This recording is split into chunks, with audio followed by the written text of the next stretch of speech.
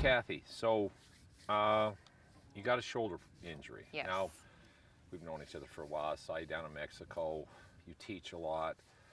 It's interesting. We're going to start here. First, I want to just take a look. Set up to the ball. I want to look at your grip, whatever your grip would be. Okay. Now, when I look at that, I go, okay, I'm going to come in here. I'm going to take hold of this, take this off. I'm going to turn your hand over and I say, open your hand. Okay, we're in trouble. Okay. Now, you're supposedly a teaching pro. Yes. Now, here's the problem. The grip, you want the club to be primarily in your fingers. So Right. it goes like this. Right. Then your fingers close down, and then your hand folds down over on top. Right. You feel how much more that is in your fingers? Yeah. Okay, so when you get back to swing and full, that's where your left hand has to be. Right. The more the club goes this way, so if you looked at your wrist right here, if we drew a straight line across your wrist like that, so we've made this line on your glove, see that line? Yeah. Okay, the closer the club gets to pointing at that line, Right. the less your wrist can work. Right. The more the club gets where it's it's parallel to that line, the more your wrist can work. So the club goes fingertips, then your hand folds down and over the tail. You feel how much different that feels? Yes. Then this hand comes in and your right hand fits right there. So now that's a neutral left hand grip for you.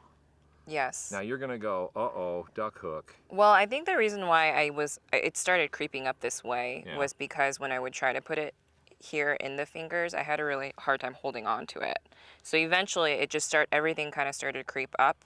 Okay. And then now it just feels a little more sturdier that way. It's gonna be a lot more sturdy that way. Okay, so just keep it there. Right there. Okay. Now, so now you're holding it. That's where you have the most leverage and the most strength in your hands. If I take a club, the more it goes this way in my hand, what happens is the more the club goes from here, which is where I hold it, so I hold it there and it folds in like this.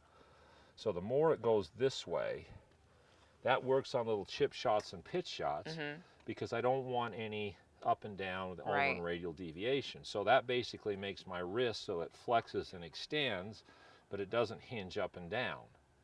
All right, and then the more it goes into your fingers, then all of a sudden you can leverage your wrist, ulnar and radial deviate more, so you have more leverage. Right.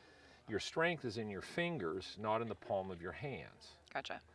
Okay, so here, there, then your right hand comes in. Right there. Yeah. Now that's neutral. Yeah.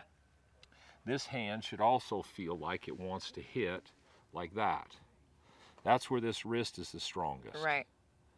You know, what you don't want, that's a way to do it. I only spent my professional career, as you did, trying to do this. Right. The problem is when you try to go from here to there, to have your arms rotate that much, it's hard to time the face, plus it's really hard to keep your right shoulder and your body from going this way. When you try to rotate your arm, your shoulder and everything wants to go this way.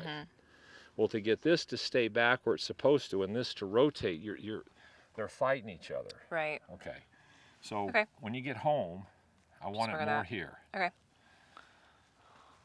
All right, now, for virtue of now, your shoulder hurts. So put your grip on there and hit me a little 10-yard chip shot. With the new grip? Yeah, with that grip. Okay.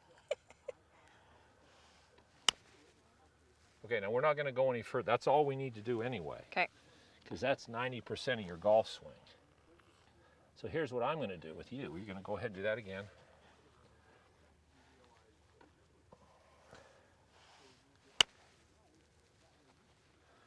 Okay. Hang on just a second here.